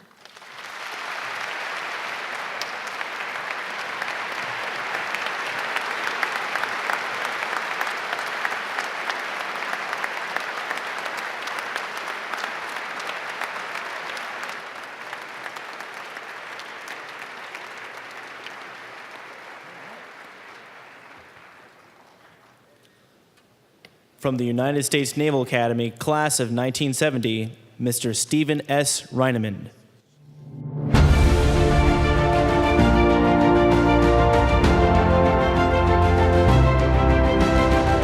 Stephen S. Reinemund was born on April 6, 1948 in New York City to Otto and Dora. He grew up with his sister Joan and brother Bob. At the age of 12, Steve decided that he wanted to serve his country and attend the United States Naval Academy. At the Academy, he cruised the Severn with the crew team and was company commander for the fall and spring set. The Lucky Bag noted that Steve has applied all of his skills and knowledge to the military, academic, and social aspects of the Academy. As a result, he has risen to the upper ranks of his class. This manner of dedication and commitment led to many successes later in life. After graduation, Steve entered the Marine Corps, where he served for 5 years and achieved the rank of captain. His last assignment was with the Marine Barracks in Washington, D.C. This included duties at the White House during part of the Nixon and Ford administrations. Steve then embarked on a business career, earning an MBA from the University of Virginia in 1978. His first 7 post-grad school years were with the Marryott Corporation in the restaurant division. Then he joined Pizza Hut, a division of PepsiCo, and in 1986 was named CEO. One of his first major decisions was to introduce delivery service. In just 2 years, Pizza Hut surpassed Domino's as the #1 pizza delivery business in the U.S. After 8 years at Pizza Hut, Steve was named CEO of Frito-Lay. Under his leadership, sales and profits rose steadily, and market share increased from 34% to 60% between 1993 and 1997. Steve also introduced healthy snacks, and the company was the first to remove trans fats from all of its products. While at Frito-Lay, Steve also served as the chairman of the Salvation Army National Advisory Board. He coordinated with the Dallas Cowboys to establish the National Kettle Campaign Kickoff in 1997, which took place during the halftime show of their Thanksgiving Day game. This event boosted annual national giving to the Salvation Army Kettle Drive by 15% and continues to be a Thanksgiving Day tradition. His rise to the top continued with his promotion to Chief Operating Officer in 1999, then to CEO and Chairman of PepsiCo in 2001. Under his tenure, PepsiCo acquired Quaker Oats, which included Gatorade. Revenue increased $9 billion, and net income increased by 70%. Part of Steve's success is attributed to advancing the diversity and inclusion of personnel in the company, making PepsiCo one of the leading companies recognized for diversity. He also developed a team of highly talented executives and a successor who has continued Steve's trend of successful leadership. After retirement from PepsiCo in 2007, Steve brought his leadership and ethics expertise to Wake Forest University as Dean of the Business School. During his 6-year tenure, he developed a new master's degree and a scholarship program designed to advance diversity. Enrollment by women reached 50%, and students' racial, ethnic, and economic diversity increased as well. In addition, Steve led the design, construction, and complete funding of a new business school building. Motivated by his modest and challenging upbringing that he never lost sight of, Steve has always had a credible empathy for all of his employees and his community. He was a champion for their welfare and had a reputation as a visionary and innovator. As a board member with the National Council of La Raza, Steve led U.S. companies to support issues of importance in the Hispanic community. As chairman of the National Minority Suppliers Development Council, he led corporate support for the growth of minority-owned businesses. Steve has served on numerous boards of directors and trustees, including those of ExxonMobil, Marryott, Walmart, Chick-fil-A, Wake Forest University, the Center for Creative Leadership, and the Naval Academy Foundation. Steve has also received many awards, honors, and recognitions from universities, charities, and other notable organizations for his leadership excellence, ethics, and humanitarian endeavors. Steve and his wife Gail have been married 43 years. They have 4 adult children and 4 grandchildren. Their youngest son graduated from the Naval Academy in the class of 2017. Steve's most meaningful accomplishment has been staying faithful to God and his true north through all his challenges, his failures, and his successes, and having never lost sight of his humble beginnings. Stephen S. Reinemund, a visionary and innovator whose leadership, excellence, and ethics have greatly enhanced the corporate world and our nation.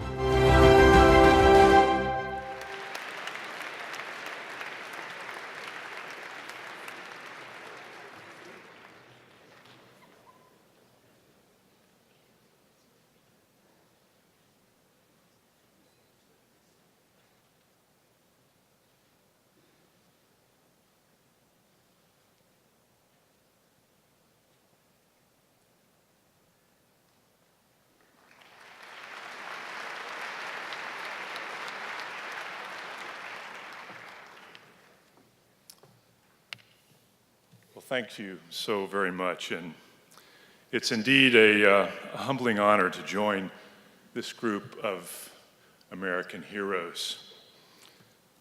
I also want to add my thanks to the Alumni Association and the Selection Committee for considering me worthy of this honor. And thanks to the class of 1970 for your support during our years together at Navy and for the 48 years since our graduation. So much of who we are today is a result of what we learned together here. And the story that's told so often, I'll tell again, and I remember that night, as I know all of you do, that we all thought, you know, they can't fry us all.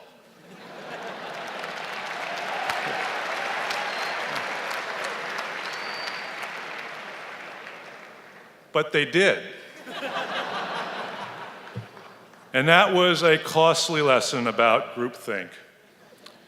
But it was just one of many of the lessons that prepared us for a life of service. As I reflect on the years since I got dropped off at Gate 1 52 years ago, I'm so grateful for the many people like Jackie Eads and Skip Ryan who've helped me not only to get here, but to have encouraged me since I graduated from here. As I think of this day, I wish that my mother were here with us to share this moment. She was my hero. Her life of faithful devotion to her God and to her children is so much of who I am today. Although she's not here, my sister is here, and she is certainly her mother's daughter, and I'm grateful for the lifelong friend that she is to me. I'm grateful for our 4 children, Jonathan, Stephen, Chrissy, and Kevin, and for the joy that they bring to me and to my life every day. But most of all, I want to recognize my friend, my partner, and my wife of 43 years, Gail, for loving me unconditionally and for always believing in me. Thank you.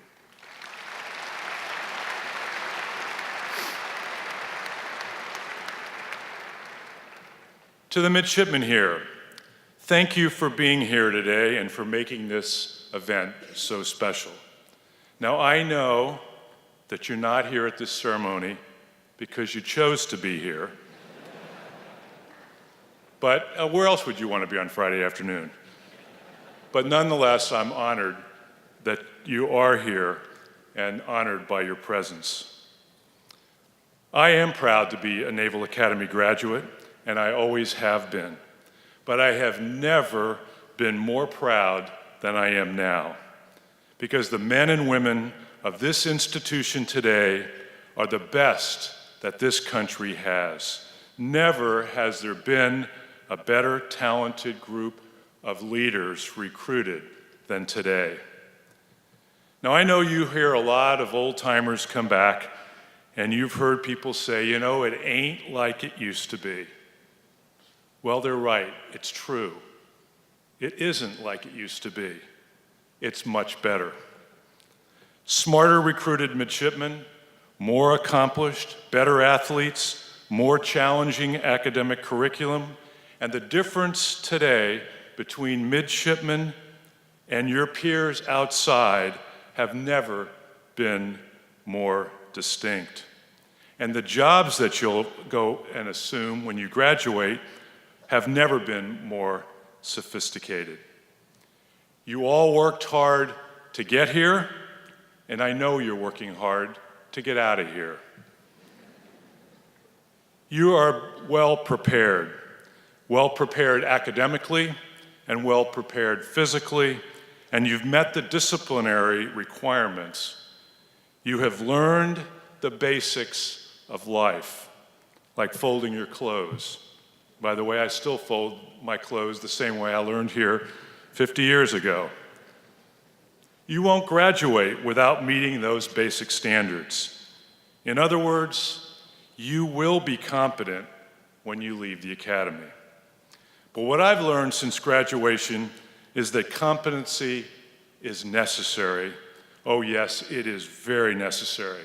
In fact, I would say it's never been more necessary because of the increasing complexity of the Navy and the Marine Corps. But although necessary, it is not sufficient. Competency is necessary, but purpose, vision, character are the keys to success and significance. The Naval Academy will not issue you an individual purpose that drives a life vision. A vision that is so strong that it tattoos in your soul the character traits that determine your reactions, control your emotions, shape your decisions, and give you the grit to stand firm on the non-negotiables of your life, despite the crucible moments and the temptations that you will face. So I ask you, what does success mean to you? You've all been successful in the past against standards set by the Academy, or you wouldn't be here today. But think deeply. How do you define future success? Don't let culture, organization, or others define it for you. A friend of mine recently shared a challenge with me. He said, imagine that it's your 80th birthday today. Family and friends will be honoring you tonight at a dinner in your home. What are the 5 things that you hope people will say about you tonight at dinner? This can be an excellent proxy for how you define long-term success, and it might even define your vision. Before you graduate, I challenge you, write these down. Over the years, ask yourself if the way you're leading your life is on that path. You are a gifted team of leaders with very bright futures. It's up to you to create your personal vision, to calibrate your true north, and to hold yourself accountable for the way you want to live your life on the road to that 80th birthday celebration. Good luck and Godspeed, and thank you for sharing this special day with me.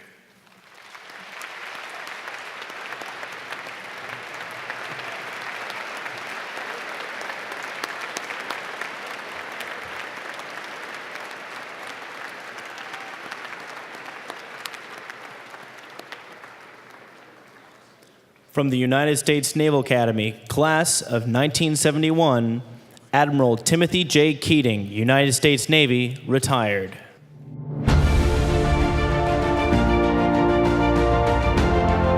Timothy J. Keating was born on November 16, 1948 in Dayton, Ohio, to Helen and Jack. He grew up with 4 siblings, Jeffrey, Jerome, Daniel, and Sarah. His father was a Navy lieutenant who served during World War II. Inspired by his father's pride in service, Tim wanted to be a sailor at an early age.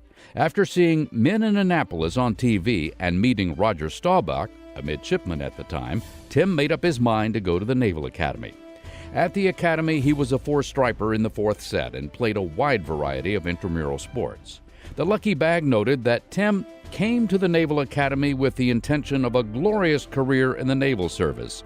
Unlike some of us, Tim still has it, and it is likely that his goal will be achieved. After graduation, Tim served aboard the destroyer Leonard F. Mason before launching a career in naval aviation. He earned his wings in 1973 and was assigned to Attack Squadron 82, flying the A-7 Corsair II. He served various flight and administrative assignments, primarily with Corsair and FA-18 Hornet squadrons. This includes assignments at NAS Lemoore, Carrier Air Wing 15, and Kitty Hawk, Attack Squadron 94, and 2 deployments aboard the Enterprise. In 1987, after serving as aide and flag lieutenant to the commander of the U.S. Pacific Command, Tim assumed command of Strike Fighter Squadron 87 and deployed on the Carrier Theodore Roosevelt. In January 1991, Tim assumed duties as the deputy commander of Carrier Air Wing 17. Aboard the carrier Saratoga, he was involved in combat operations supporting Operation Desert Storm. He also led efforts to integrate FA-18 tactics, techniques, and procedures into Air Wing and Strike Group training programs. His next assignment was with the Strategic Studies Group as a C&O Fellow. In 1993, as commander of Carrier Air Wing 9, he deployed to the Persian Gulf aboard the Nimitz and was instrumental in testing new flex deck procedures. The following year, he assumed command of the Naval Strike and Air Warfare Center in Fallon, Nevada, where he accelerated integration of classified weapon systems into Air Wing training. After serving with the Naval Military Personnel Command and with the Joint Staff, he assumed command of Carrier Group 5 in Japan in 1998. Returning to Washington, he served as the Deputy Chief of Naval Operations for Plans, Policy, and Operations. While at this assignment, he narrowly escaped the September 11, 2001 terrorist attack on the Pentagon. Shortly after, Tim became commander of the 5th Fleet in Bahrain and concurrently commanded the U.S. Naval Forces Central Command, leading combat operations supporting Operation Enduring Freedom and Iraqi Freedom. He commanded nearly 200 Navy and coalition combatant vessels, including 8 carrier battle groups and the largest flotilla assembled since World War II. After this assignment, he served as director of the Joint Staff before commanding the U.S. Northern Command and concurrently the North American Aerospace Defense Command, the first Navy officer to hold this position. On his watch, he led the first ever collaboration of multiple intelligence agencies and local law enforcement. He also fostered the collaboration of emergency response organizations to develop effective strategies for counterterrorism and responses to natural disasters. Tim's final active duty command was the USS Pacific Command, which encompasses over half the world's surface and half of its population. He led the complete revision of the command's security strategy and visited with leaders of over 30 countries to ensure peace and stability. Over his naval career, Tim flew more than 5,000 hours and made more than 1,200 carrier landings. He retired in 2009 after 38 years of service. In retirement, Tim serves numerous organizations as an international consultant. He is a member of the Council on Foreign Relations and has been a board member of several corporate and nonprofit entities, including the Navy and Marine Association and the Wings Over America Scholarship Foundation. As a member of the Defense Naval Intelligence Senior Advisory Group, he assisted in preparation of documents dealing with counterterrorism and information assurance. He is also vice chairman of the Naval Institute and is on the Secretary of the Navy's advisory panel. Tim has been a guest speaker for Academy events, including a Forstall Series lecturer and engagements supporting naval aviation and the class of 1971. Tim is married to Wanda Lee. They have 2 children, Daniel and Julie. They also have 2 grandchildren, Lauren Joy and Matthew. Tim's most meaningful accomplishment is his service to our country. Admiral Timothy J. Keating, an inspirational leader with continuous devotion to the security and welfare of our nation.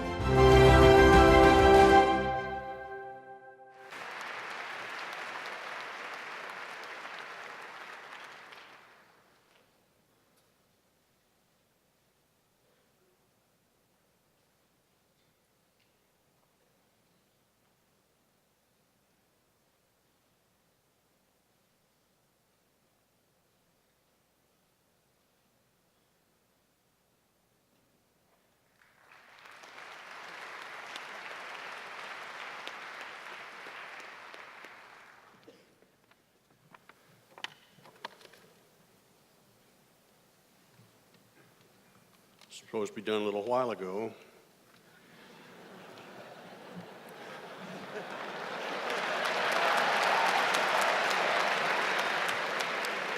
Admiral Hogg, you can have Biden for your eulogy. I want Reinemund for my bank account. He's the one I want.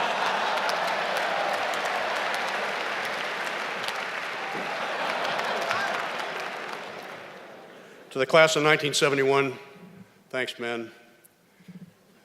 It was a great honor and thrill for me to work with you. And I would point out to the class of 2021, we did not take our role as your link in the chain lightly. We're proud of you and we're anxious to work with you so that you may someday stand right here where I'm standing. I'm compelled to point out the fact that I'm the first of 5 children, as you saw in those goofy pictures. And in their later years, my mom and dad would be asked by their friends, well, you had a bunch of kids, how are they doing?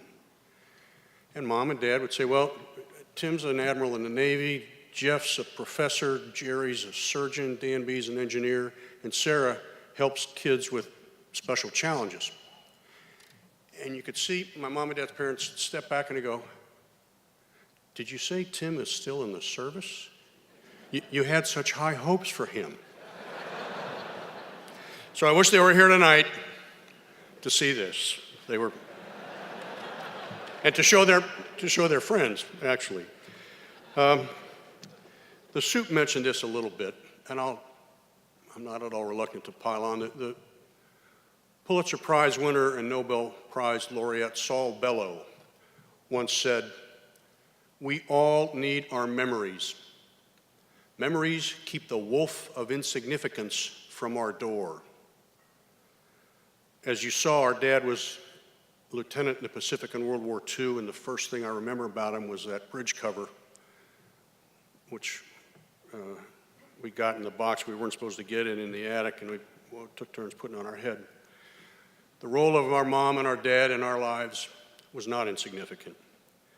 I was extraordinarily fortunate to find a woman who admired the Navy from her early days in her grandmother's kitchen in Kansas. We have a son who's an active duty Navy captain and F-18 pilot. His wife is a former Navy flight surgeon. Our daughter moved more times than she cares to admit.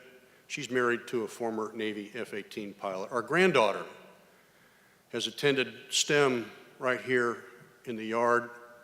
And perhaps most interesting of all, our grandson. He has visions of being the starting third baseman for the New York Mets and a Navy fighter pilot. He thinks he can do both.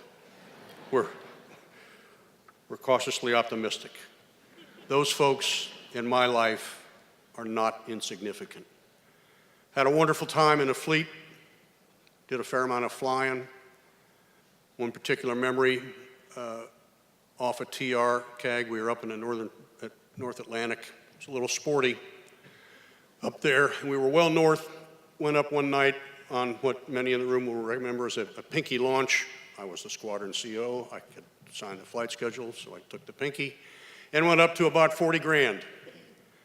And I saw a sunset that defies description. I tried to write it down on a kneeboard card so I could send it to Wanda Lee and she would remind me about it. It was breathtaking. That's not insignificant. And I have a treasure chest of memories just like that from time in the fleet. Then it occurred to me that I had to come on back down and get aboard. And I mentioned it was a little sporty in the North Atlantic at that time. And that's one thing about flying off of ships. For you folks in the brigade, many in the audience know it. It doesn't matter if you've got 20, 200, or 1,200 traps. You got to get aboard. Nobody looking at how many traps you had to get there at 3/4 of a mile that night. You got to get aboard, and that's not insignificant. I spent some time in our last job with a Chinese admiral in Beijing who pulled me aside in impeccable English, said, "You know, we know you're an aviator. We're going to build an aircraft carrier too, and here's why. We've studied it very carefully, and in our strategic opinion, there is no more potent symbol of national sovereignty, national power, national will than an aircraft carrier gliding into a foreign port, flight deck bristling with Hummers, Hoovers, and Helos, and a national ensign snapping in the breeze. They've got one now, we got 12. Not insignificant. And when I mention the flag, I don't want to embarrass her. It is Midshipman Lael Summer here. Lael, are you with us this afternoon? If you're here, no? Well, of course, she's at Glee Club. Those of you who may not know the name, if you saw the National Hockey League game which was a spectacular event, Sue, as you would agree, I'm sure. Lael was the young lady who sang our national anthem that evening, and she sang it the way it's meant to be sung. So if her roommates here or any friends of hers are here, tell her we applaud her performance of that night. Thank you. Now, I think it important to note that for all of the sweetness, harmony, and light, or in Merle Haggard's words, free bubble up and rainbow stew, you're going to have some dark days out there to the brigade. There'll be some challenges that you're going to wonder if you're up to it. And sadly, there may be tragedy, as we've just witnessed as we lost our brother Caleb King and his Air Force Academy pilot, Bryce Johnson. And you may wonder, how in the world am I going to deal with these things? There's something you may know about called the Stockdale paradox. You'll learn to confront the brutal facts of your current situation, and you'll balance those by retaining faith that you will, in the end, prevail. Those words from Admiral James Bond Stockdale, Medal of Honor recipient, Naval Academy distinguished graduate. I've had the great good fortune in those 40-some years of spending time with other distinguished graduates, learning from them, laughing with them. Admiral Bill Crow, General Pete Pace, Admiral Joe Preer, icons to my family. At the same time, Wandalee and I have enjoyed being surrounded with younger men and women who may someday stand here. They include folks such as, let's see, BGD. I've got to be careful with that one, Ben, if you're here. Peggy, Cello, Intake, Jumbo, and of course, Dino and Paulie. Now, those younger men and women have grown up largely knowing a world at war, a country at war, I should say, and they have served in that capacity with great distinction. So you who are in the brigade may be going, well, is that still going to go on when I get out there? Odds are it will, if not, eventually. And you may, at the time you're looking into that yawning red maw that is combat, you may go, ooh, I'm a little nervous, I'm a little apprehensive, jittery. It's okay, it's normal, it happens. You'll succeed because you've been schooled in the very highest traditions of naval warfare and naval tradition right here. You'll realize that in those reservoirs of honor, courage, and commitment, as you dip into them, you may realize there's a little more here than I anticipated. You'll succeed because you're the embodiment of what our founding fathers had in mind as they penned the last lines of our Declaration of Independence when they said, well, with a firm reliance on the protection of divine providence, we mutually pledge our lives, our fortunes, our sacred honor. That's what you are about. That is what you will be about. And in the end, two things will be true. Your names will be written in gold on the pages of history. But more important, the light of recognition for a job well done in service to your country, that light will burn brightest where it matters most, in the heart of every Naval Academy graduate. God bless you all. God bless this great institution, and may He continue to shower His abundant blessings on our United States of America. Thank you.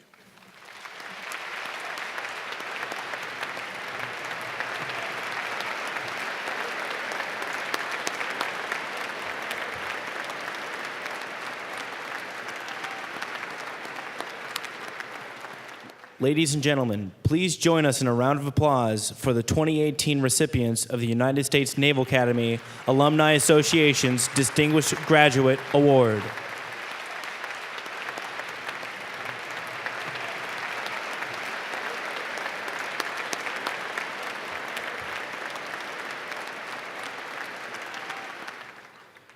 Ladies and gentlemen, blue and gold.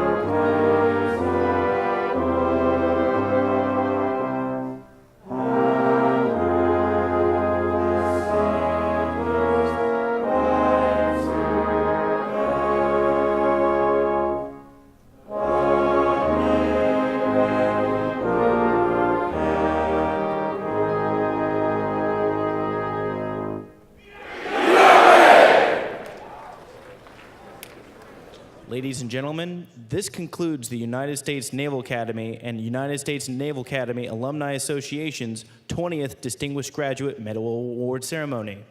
We ask that all guests wishing to meet with this year's Distinguished Graduate Award recipients please gather on the arena floor. Brigade dismissed.